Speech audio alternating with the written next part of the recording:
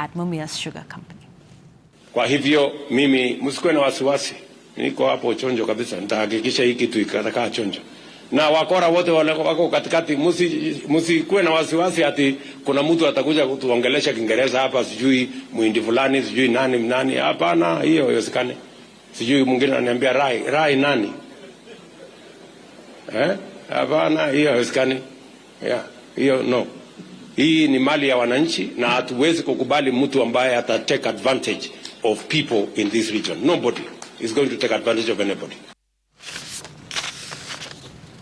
Okay, Sam, help us make sense of just what we've seen this week with Mumias. I mean, this has been a besieged, bedeviled, think of all of those adjectives of this sugar company that in its heyday was a big boom for the town, education, the economy for Mumias, but has for decades now, I think, just been in disarray. And now the president is weighing in on it. There's been kidnappings and statements and threats, perhaps. I mean, just what's happening with Mumias?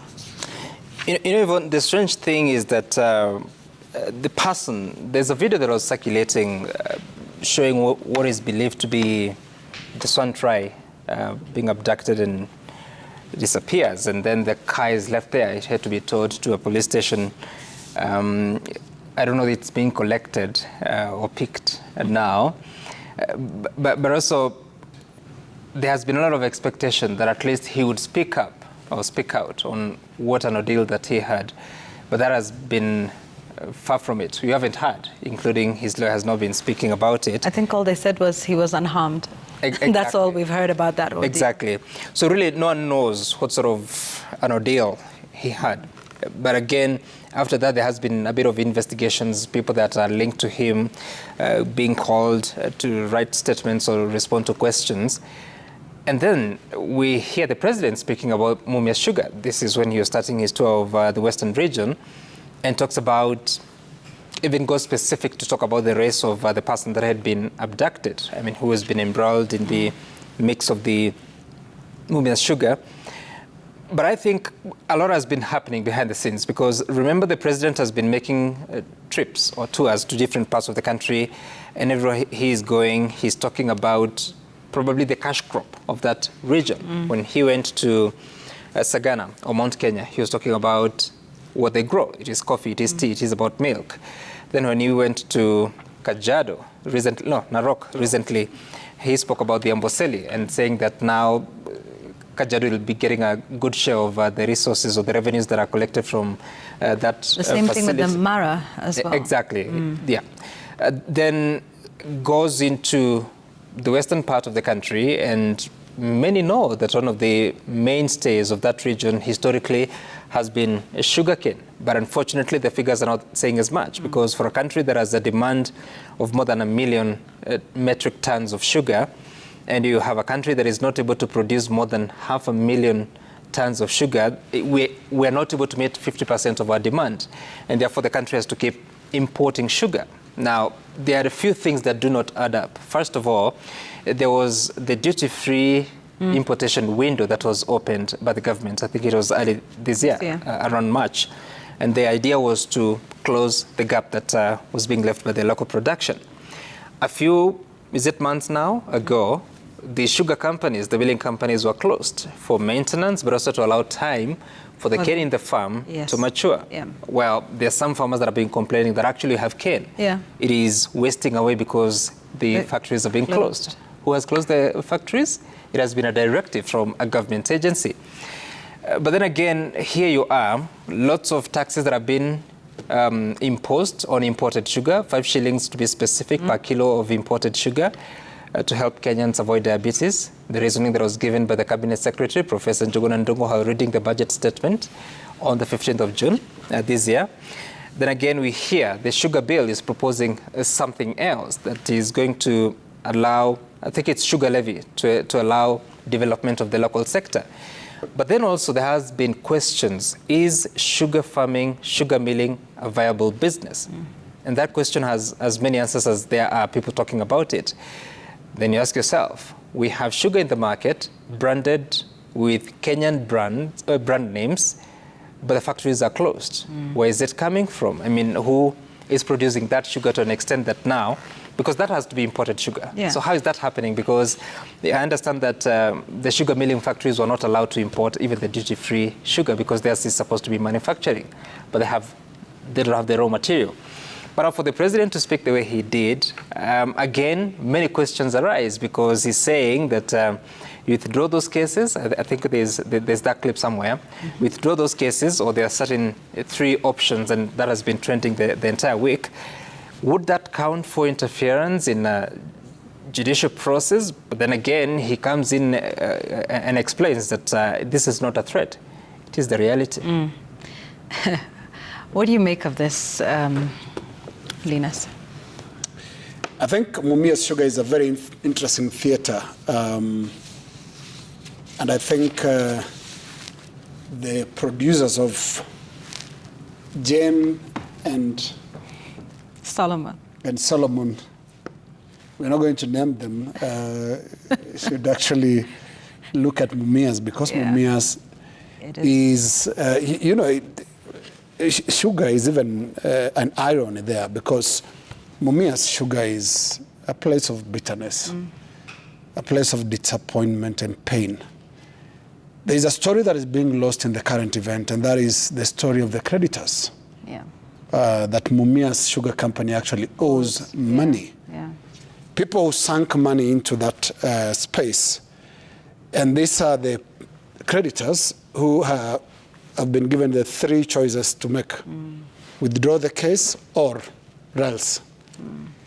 And we've seen Rai finally, giving up. And how would he not, having assessed what he's facing? Remember the abduction that happened not far from where we are a few days ago. Is it last week? Friday. Yes. It has never been officially explained. And this country is so easy to know when something is involving authorities. You just need to look at the fishy behavior of the police. I think Kenya is meant to be a very honest place. And sometimes honesty forces itself out in the behavior of people. Look at the police, the absence of alarm, and the absence of a face to explain that, there was an incident and this is what we are doing about it. And then the president, I don't know whether that was deliberate or accidental, talks about Rai. And it clears doubt and that this must have been the work of state agents. Remember, there are no thugs that have been arrested about the abduction of Rai. Nobody has been prosecuted. And it has the exact shape of the old things that we've seen in terms of what President Ruto used to call weaponization. And when you look at some of the of the creditors, and including Rai himself, who has had a number of cases there, the question of intimidation has been really professed. There is a lawyer by the name Jacqueline Kimeto, who is also owed money by Mumias Sugar. She has one of the cases there asking for her due pay. And she's one of the people who are supposed to withdraw cases. She's been summoned. You look at the replying affidavit in one of the cases, she's been summoned to DCI, the Economic Crimes Desk, to discuss. To discuss a matter that's in court? Yes, yes. So again, the president is in a tight space because he runs the risk of doing exactly the things he complained about as deputy president. And promised that he would bring to an end. Yes. But I want us to separate that with the intentions. There'll be a very popular wave if the president actually uses this as a launching pad to fighting wrongdoing, not just in the sugar sector. We saw him talking about corruption today. But he should remember that whatever he does must still be within the law. The spirit is encouraging. The rhetoric, the strong statements about wrongdoing, whether it's in Mumias Sugar or what he was talking today about courts and government offices, that is so welcome. It's something that actually has taken long for him to pronounce. Remember, the president never used to talk about, to utter those words about corruption and things like that. But the risk is there if it all has to be around these three options. Are the three options within the Constitution? What is it doing to the rights of the creditors?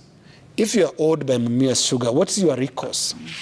Because you had gone to court because it's the civilized way to actually ask for your money. You haven't gone to Mumias Sugar and maybe grabbed a Taken tractor. equipment. Yes. Yeah. You've gone to court because the court will follow an orderly process of getting your grievances addressed. I think there is a risk of that bit of the whole story suffering. Finally, in my view, look at the murky web behind this battle for the control of Mumias Sugar.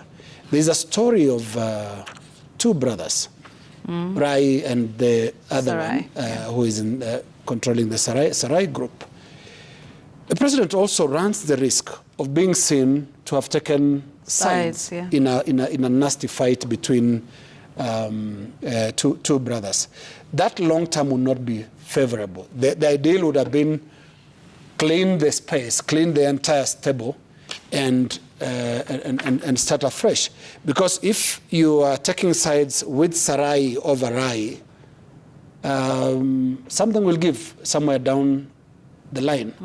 Because remember, one of the fights between Rai and Sarrai is how the lowest bidder for leasing of the equipment in Mumias Sugar ended up being the winner. Yeah. And that is the story of Sarrai. Sarrai was the lowest bidder. I think Rai, that's the West Kenya company, was also bidding, but with a much higher bid.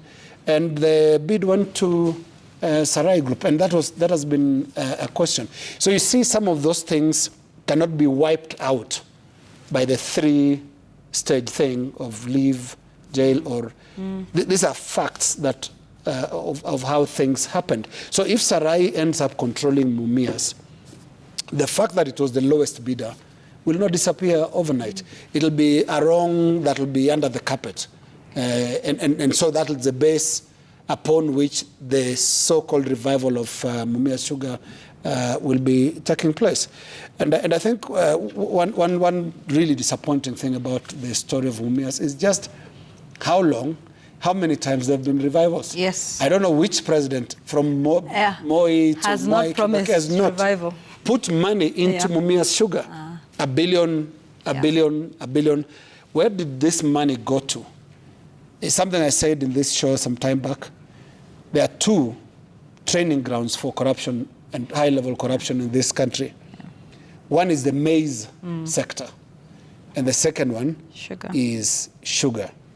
There are a lot of people within the audience that the president was addressing at the State Lodge that know a lot about Mumias Sugar and have benefited a lot from Mumias Sugar, and indeed those revival plans, mega revival. And by the way, you need to also place the efforts to revive the sugar company. They always really intensify around election time. Yeah. And money comes out really quickly. And problems thereafter, very soon after. Yes, soon after. Yeah. So there's this revival. I think for the first time the conversation is taking place at the right time. It's the beginning of the term. This government is 1 year into the term. A few years ago, it intensifies towards the election. It becomes a campaign thing. We're going to put 1 billion into this. We're going to put 2 billion. And I think with the court papers that I was seeing, one of the affidavits by Julius Muya, the PS, former PS Treasury, was indicating that the government had put in 2018, 2019, about 4 billion Kenya shillings had gone of government money of public funds, government has no money, public funds went into Mumias Sugar. And here we are between Rai and Sarrai. And then there's the cane farmers, of course, whose voice I think always gets drowned out of all these fights between the big boys. So some interesting perspectives on that. Is it time to leave it there? I think so. Sure. And we want to close now. Why don't we start closing off with some sense tonight?